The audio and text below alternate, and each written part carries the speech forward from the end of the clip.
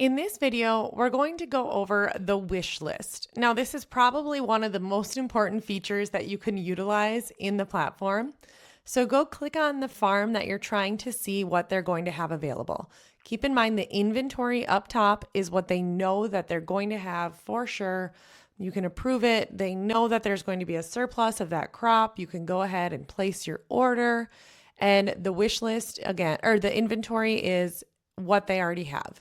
The wish list is something that you're trying to plan ahead of time, and you can essentially get first in line, and maybe they won't have anything in the inventory because you've already claimed it. But what's really nice is you can type in a specific flower, but make sure you pay attention to the dates because that might be next season's flower. Now, the crop plan is meant to always be a rolling calendar year. So the past dates, if it says May on there and it is August, that means it is next May. So go ahead and scroll through, and the best way that this platform can be utilized is if you are planning significantly ahead of time. So for this one, we're going to look, let's say for easy sake, it is August right now. We're looking into September. You want to be the first one to call dibs on their dahlias because maybe they only have 100 per week in a certain color. So you can go ahead and add it to wish list, and then that farmer can know that, okay, that week I need that color for that grower, and there just might not be any available later because another florist has already claimed them. So go ahead, click on add wish list.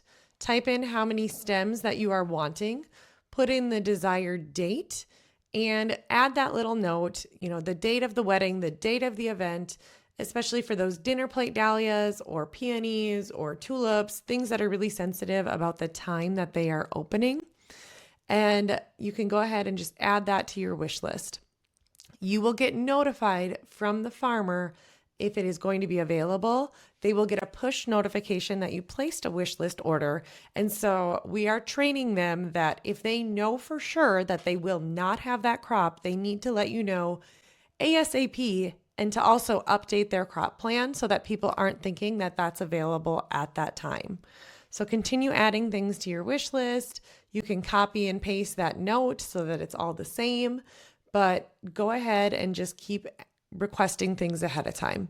You can even go in and do it a year in advance if they have their crop plan in there. And then once you go into the wish list tab, you can see all of the things that you requested. You can see what farm you requested them from. And for example, this amaranthus that I got a notification that they cannot fill this request. The good thing is it does not fall off of your wish list because we want you to keep in mind that you're going to have to source that from someone else or your wholesaler.